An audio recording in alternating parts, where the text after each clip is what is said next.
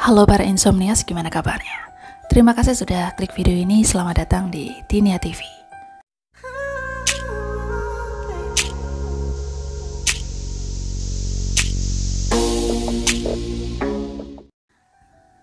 Kalian tahu bagaimana kehidupan para penambang emas di Filipina? Kalau kerja yang dihasilkan adalah emas, pasti dalam imajinasi kita hidup mereka serba dengan kecukupan dan bergelimang harta. Tapi pada kenyataannya tidak. Selama beberapa abad, bagian pantai Filipina ini telah menjadi sumber penghasil emas besar. Bahkan sering dijuluki dengan Pulau Dongeng Emas.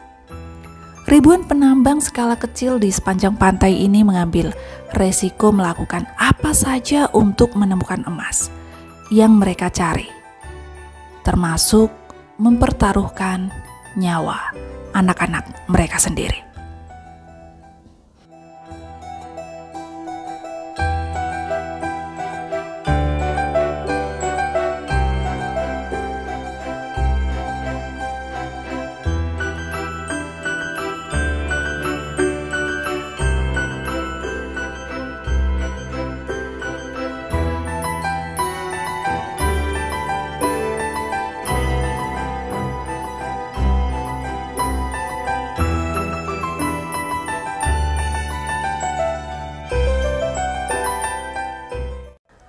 Para orang tua yang haus akan emas rela mempertaruhkan nyawa anak-anak mereka.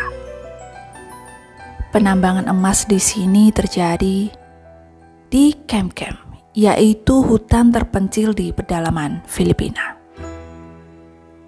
Penambangan berada jauh di dalam gua lumpur di dalam sungai, dan sebagian besar merupakan penambangan ilegal. Seolah seperti pemandangan sehari-hari yang melakukan penambangan berbahaya, hal ini didominasi oleh anak-anak kecil usia sekolah.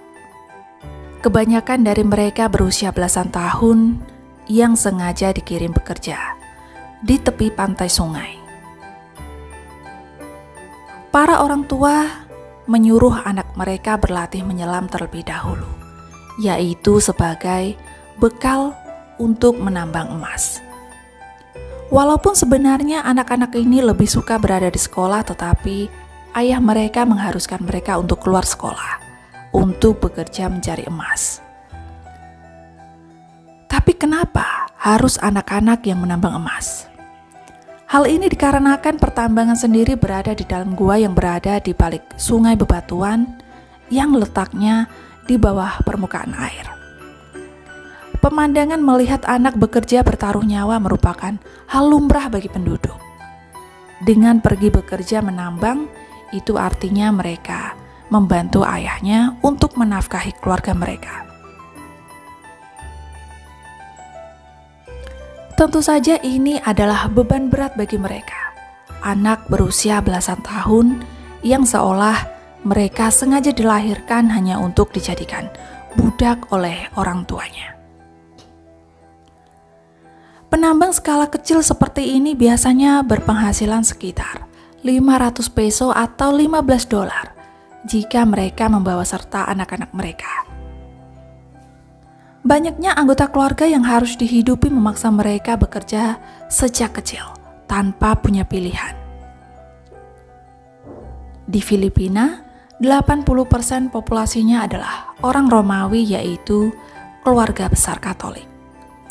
Karena banyak mulut yang harus diberi makan, maka tanggung jawab besar sering jatuh ke anak yang lebih tua untuk membantu perekonomian keluarga.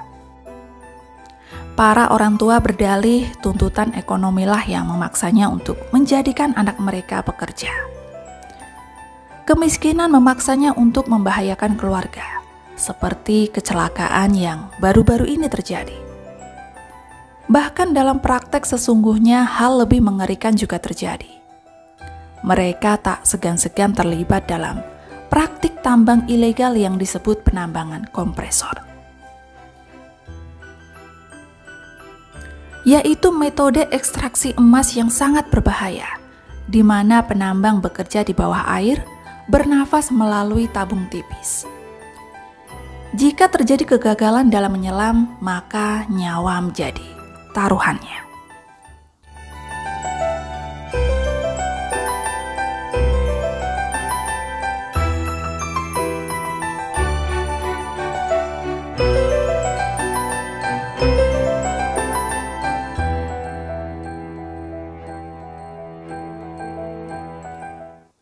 Seakan seperti hal yang umum, sudah lebih dari 100 orang meninggal dalam praktek penambangan tersebut. Menambang di dalam air, tapi mereka tetap memaksa anak-anak mereka untuk menyelam. Tentu saja itu adalah cerita yang sangat mengerikan, tapi tidak cukup untuk menghentikan penambangan emas di Filipina. Di area ini sendiri ada 15.000 penambangan skala kecil. Dan yang lebih mengejutkan lagi adalah aktivitas para orang tua di akhir pekan. Para orang tua melakukan perjudian sabung ayam, yang mana uang taruhannya berasal dari hasil penjualan emas yang dihasilkan oleh anak-anak mereka saat mempertaruhkan nyawa di pertambangan. Ayam jantan bertarung sampai mati, dan yang lain terluka. Salah satu pemenang judi ayam akan mendapatkan bayaran. Dan hal itu menjadi dalih untuk para orang tua jika mereka berhasil menang dari hasil judi ayam, maka untuk beberapa hari anak-anak mereka tidak perlu melakukan penambangan berbahaya. Hasil judi ayam biasanya mendapatkan uang sekitar 3.000 peso. Hal ini setara dengan hasil yang diperoleh saat penambangan emas selama 1 minggu, yaitu sekitar $85. Di wilayah ini seluruh desa bergantung pada penambangan emas yang dikenal sebagai rantai emas. Saking banyaknya emas yang terkandung di pantai, ada yang pernah mendapatkan bongkahan emas besar yang bernilai sekitar $1.000. Operasi penambangan juga sama, yaitu dengan cara menyelam di bawah air. Cara seperti ini tidak digunakan di semua. Untuk mencapai lokasi, para penambang melakukan perjalanan ke hulu untuk mencapai lokasi strategis.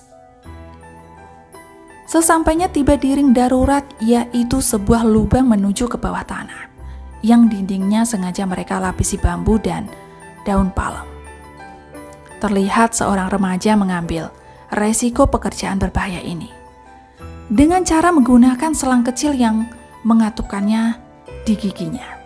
Ini adalah garis hidupnya, yaitu bisa digunakan sebagai pertanda sekaligus jalan udara untuk bernafas yang tersambung ke permukaan air.